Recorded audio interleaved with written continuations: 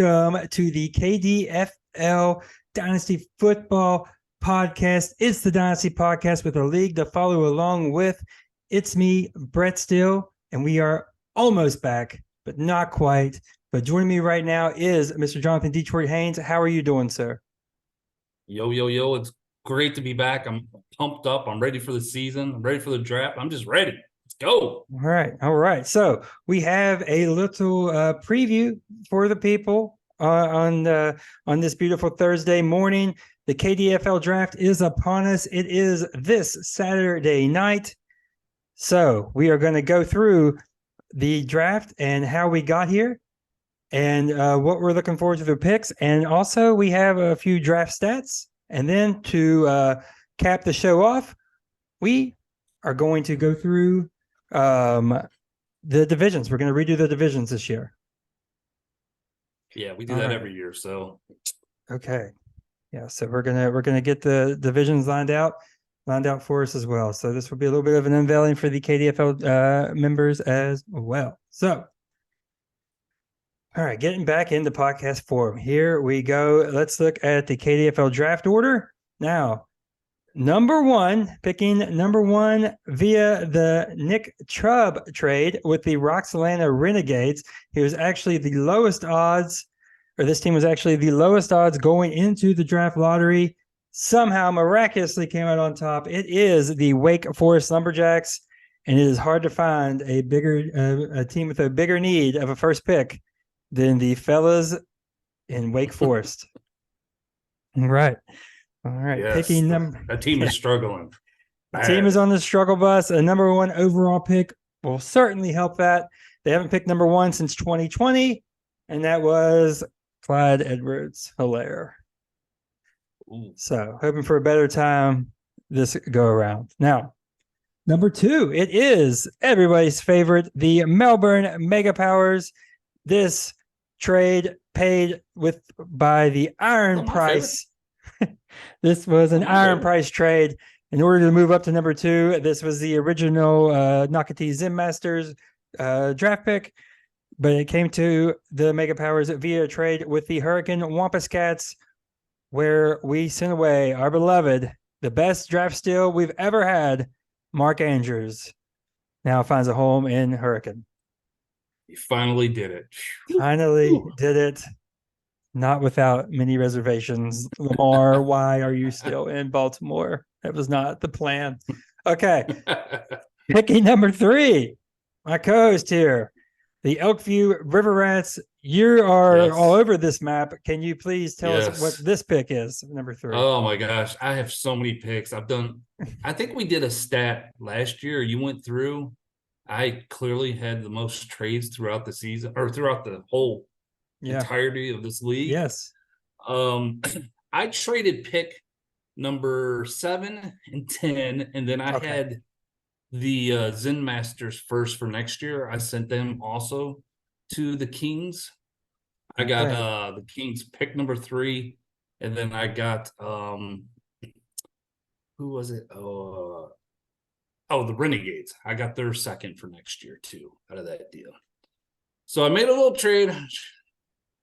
Had to get up there because I see this draft is pretty top heavy for some players that I want, and I need depth all across the board. So that's why I did that. Okay. Well, you come right back up at number 4, Elkview River Rats as well. Tell me this one is your original pick. Oh, is this mine again? Yeah. All right. I made a deal with the Wampus Cats. I got pick number 4 and pick number 37. In return, I sent the Wampus Cats pick 14, my first for next year, and then I did a conditional. Yeah, I own Matt's 2025. Zen Masters 2025. Yeah. I'm sorry, the Zen Master. Sorry, you're right. No, you're fine.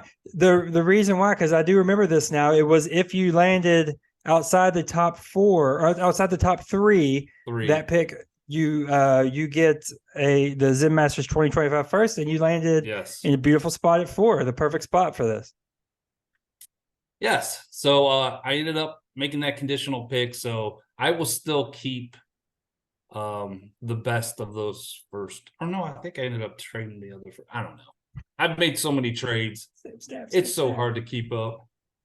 But yeah, that's how I ended up with pick number 4. Ironic thing about the trades, you are, I believe, the owner that has traded the most with the River Rats. I believe I am shockingly low as the least with the Melbourne Mega Powers. I think I'm still in single digits overall. Yeah, and this league's I been around believe. for over 10 years. So Yeah. absolutely amazing. Maybe Okay, you're a little so too stingy with your trades. I know, yeah, it's possible. I mean, Andrews was on the block for almost 2 years, basically. Next up, spoiler alert, the Elkview River Rats here are picking Me number again? 5. Yeah. Oh wow. Now this one, I believe, Oh. left and came back to you. Is that correct? Yeah, this is a pick. This is typical River Rats draft pick. Send it away, somehow trade and get it back.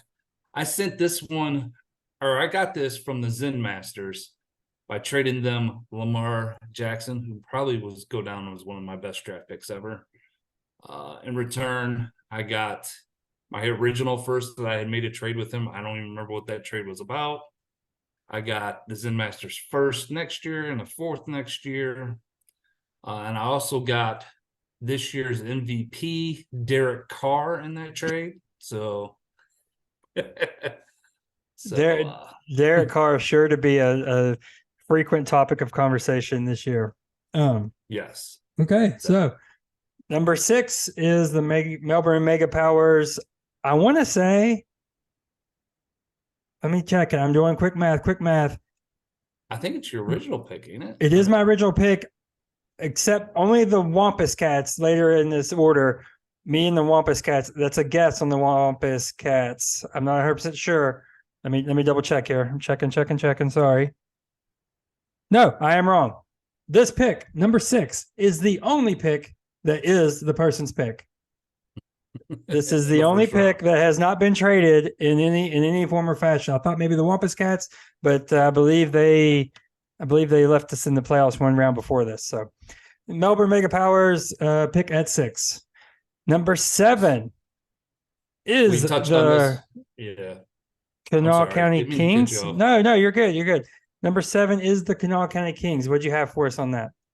I touched on this earlier. This is when I traded up to get pick 3. In return, I sent him because I own pick 7 and 10.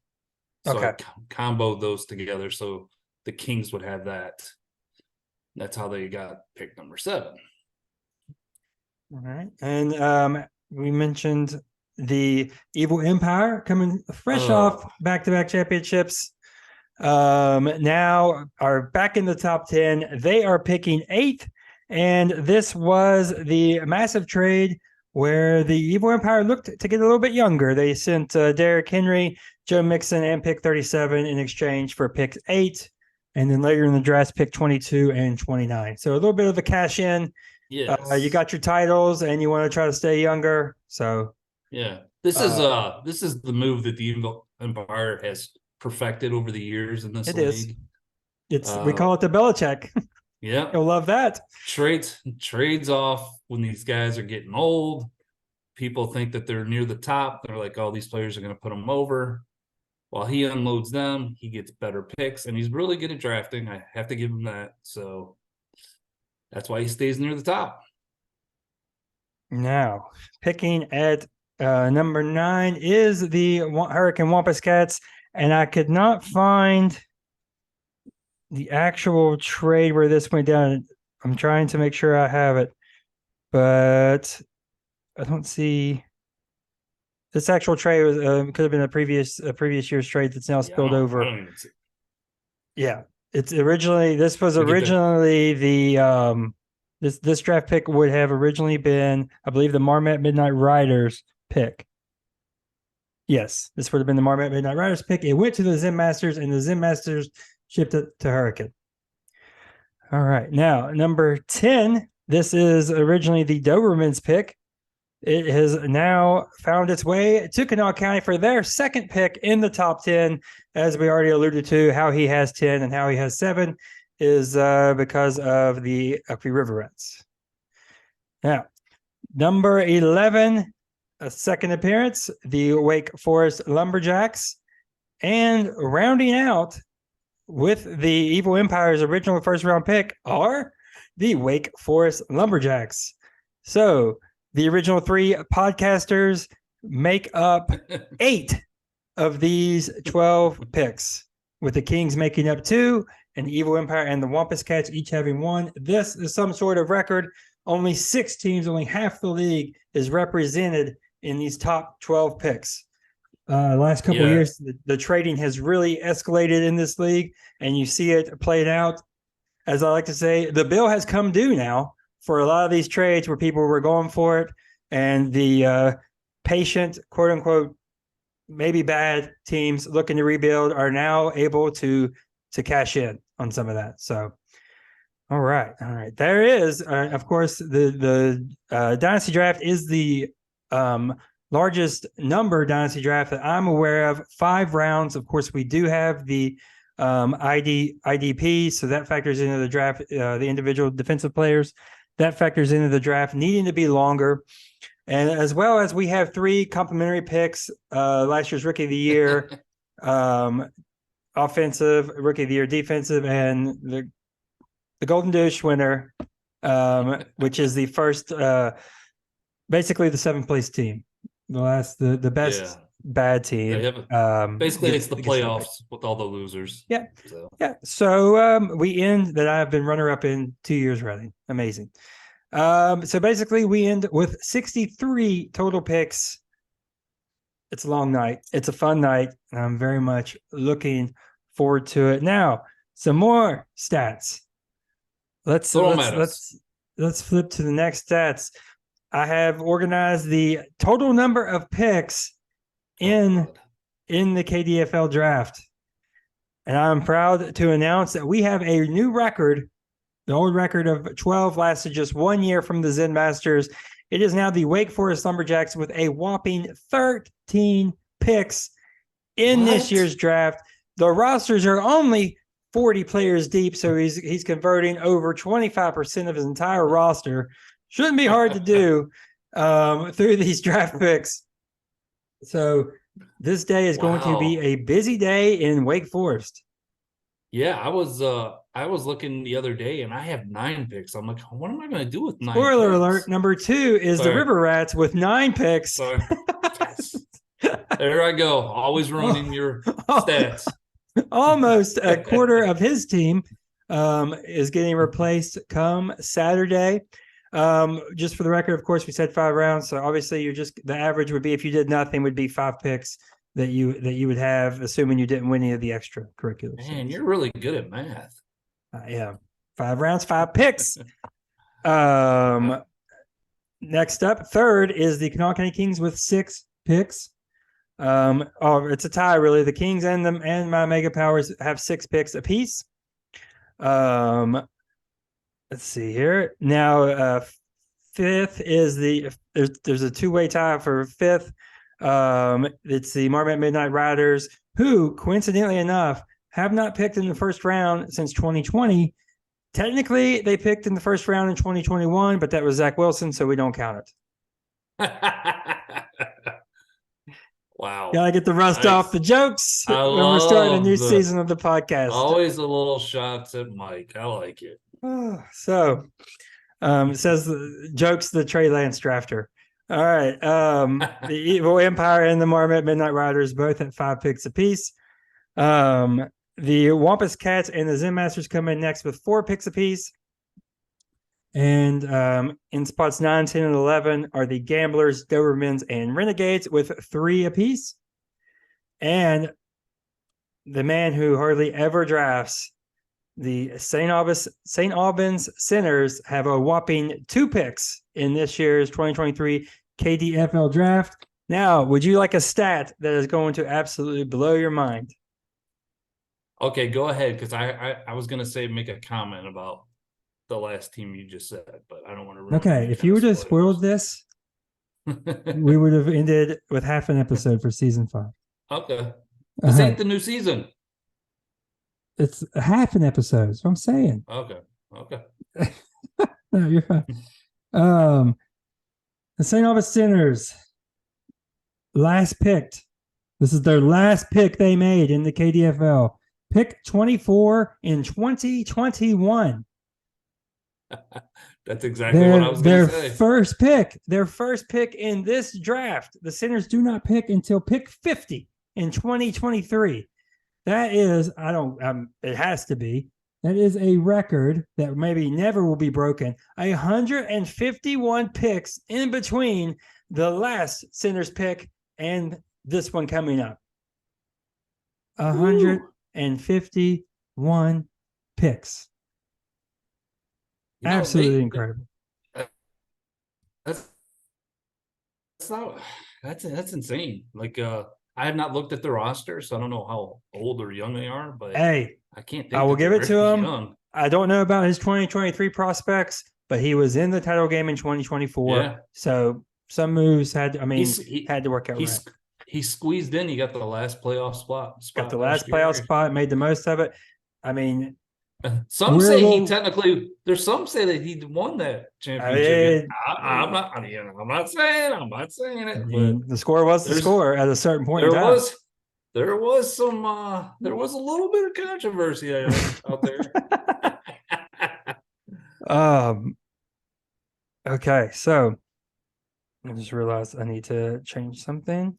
Let me do this real quick.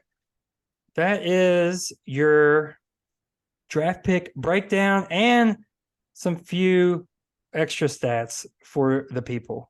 All right, so well, that's all we have as far as preparation for the 2023 KDFL draft. Question for you: have you already sat down? Have you already done your game plan? Do you already have a sort of idea of what you have going on? Yes, I do. My big board is not official yet, but at least for the top 10, I do have written out. I don't pick again until like pick 24 after those first 3 picks, but I've got a good idea where I'm going. What about you? I always, go somewhat overboard with the preparing. I have the Mega Powers big board is behind lock and key, sealed off from the rest of the world. It's pretty intense. It may or may not be color coded with certain facts about each player. I will say this though: the phones have been ringing here in the River Rats headquarters. So we've had some people kick the tires with both Mega Powers picks. And we will see if anything comes to fruition with that. But not going to go into players here because we don't want to spoil too much. I know people very much value our expertise. So we don't want to ruin that. Do the opposite of what I do. Hey, Lamar Jackson. It's a good pick. Well, I mean, it was like 4 years ago. But That was four different players, right? That draft. The draft stands out in infamy. Who were the 4? Do you remember them all? Geis was number 1. Yes. Chubb was the last one of the 4. I believe. Chubb was one of them, right? I have him. Yeah, I think you. Geis number 2. Lamar Jackson. Oh, I'm sorry, Rashad Penny number 4. He didn't really quite. Lamar Jackson number 6. Oh, I thought you had 4 in the first. You had 4 in the top 14, and Nick Chubb number 14. So. Yeah, that caused an overhaul to almost have you. I had a nice 2-year run. You had a nice little blip on the radar. One of those years, I had the best record, but of course, I always get knocked out in the first round. But All right, so are we ready to get some new divisions? I am. I'm pumped for this. I always right. And apparently, I'm still doing the schedules. I guess you are still doing the schedule. Yeah, that is correct. Now, how we're going to do this? Whenever we can let the wheel decide things, we let the wheel decide. So we have this all set up. I'm going to share the screen, and we'll go through, what we have going on. How we do it? We want to guarantee that from last year, 2 playoff teams are in each division, and 2 non-playoff teams are in each division, to make it kind of, for lack of a better term, fair and balanced. So what we'll do, we have the one seeds 1 through 3 on the wheel, 4 through 6 on the wheel, 7 through 9, and 10 through 12 on the wheel. So we'll spin it. It'll come up. That first spin will go in Division 1, and we'll go down the ranks and fill out Division 1. Next spin, and so on. All right. So little technical difficulties, but we got it ironed out. We are going to start with our top 3 finishers, and we're going to begin with sharing screen. Share screen 1. All right. Sharing screen 1. Here we go. Very fancy. All right. You can barely see the lines, but that's all right. Yeah. I had it all mocked up way better than this, but the Wheel of Names is more sophisticated than I thought. So we're stuck with this here. All right. So we'll start off with who is in Division 1.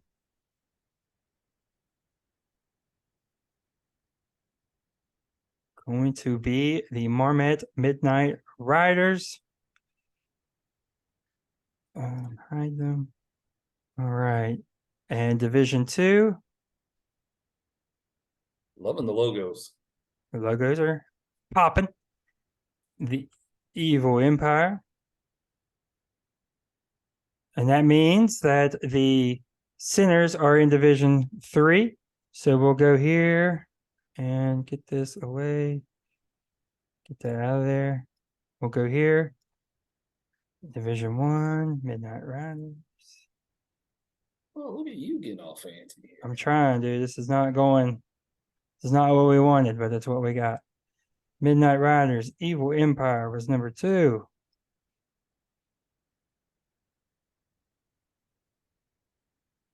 And the St. Albans Sinners, number 3.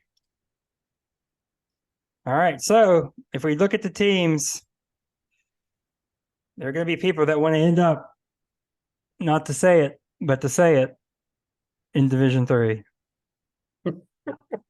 Why do you say that? I'm just saying. All right, now. I said no such thing, LJ. It came from him, so. All right. We'll add them back, and we're going to change it up. The next 3 up will be the Dobermans.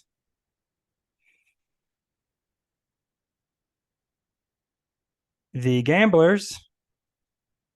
And the Wampus Cats. And the Wampus Cats right there. Very impressive, sir. I like this. It's not going nearly as smooth as I thought, but we're rolling. Division 1, this is joining the Midnight Riders, is the Dogtown Dobermans. Division 2, it's joining the Evil Empire. If this is the Wampus Cats, it's going to be a big deal. Thanks to the lines we don't know. It's the Cross Vegas Gamblers. And that means that the Wampus Cats will be in the division with the Sinners. So let's get it going here. We're hitting our stride now.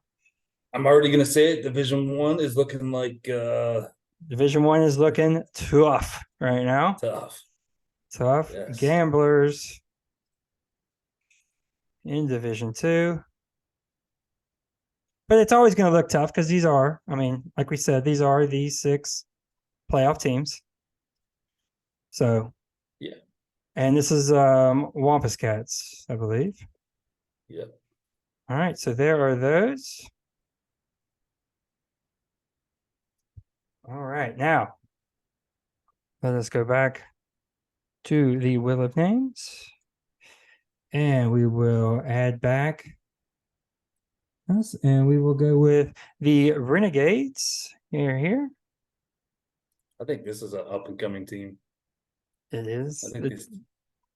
They had some injuries that cost them the end of last year. A big thought on Tua. He's going to go as Tua goes. And let's see, the last one will be the Zen Masters. All right. Since you're in this, I'm going to ask you right now, do you still want Division 3? Let me look at it again. We'll bring it back up. I think you just want to avoid the evil empire right now. I mean, I know they traded away some pieces, but they're still, spoiler alert, probably going to be the favorite when we do the preview show. I think you just want to avoid the evil. I don't know. I don't care. I'm gonna go. I'm gonna go 8 Mile right now. I can't say the whole thing. I'm just gonna go. I don't care who it is. I'm looking at it now. I really don't. There's plus and minuses to all three. Yeah, let's just do it. All right, Division 1. Keep going, keep going. It's not going to keep going. It's going to be the Renegades in Division 1. Ooh, that is the pool of death. That division. That is a tough, tough division. All right, this is for the division with the Evil Empire at the top and the Gamblers in the middle. It's looking like it's going to be the Nakati Zen Masters, which means that's the beautiful. Melbourne Mega Powers are in Division 3. So here we go with this. That is beautiful. A little Matt versus Jeremy. Oh, I like it. It is a tough draw. I already for both. know. I mean, really. Just go ahead and put me in 1. I know that's where I'm going to be. Is that the tough division for you? Yeah, I think that's the best division by far. And then this was the Zen Masters. What do I know? Zen Masters. I've gotten faster with this. I like it. Impressive. It's not impressive, but it's good enough. Can you imagine me trying to do this?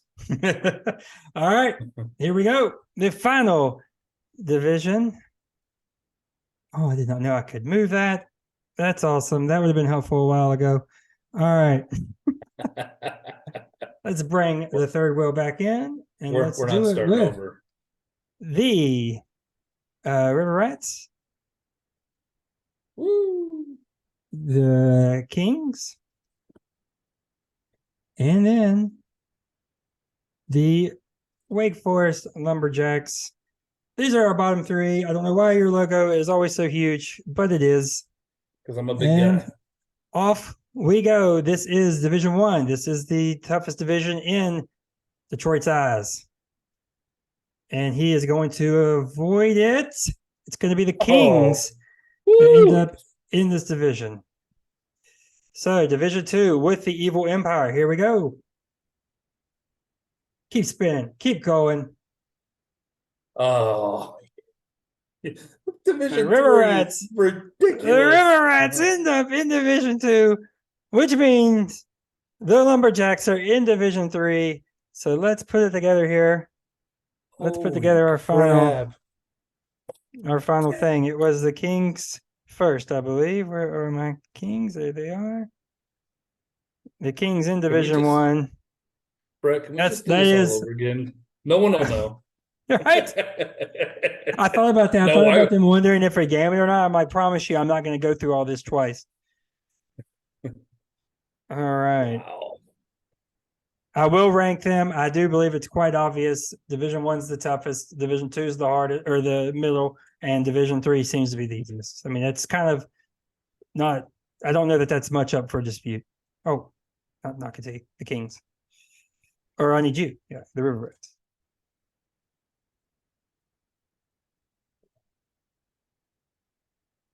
There you go. Woo! All right. No spoilers until the episode comes out. There are our 3 divisions. And there you go.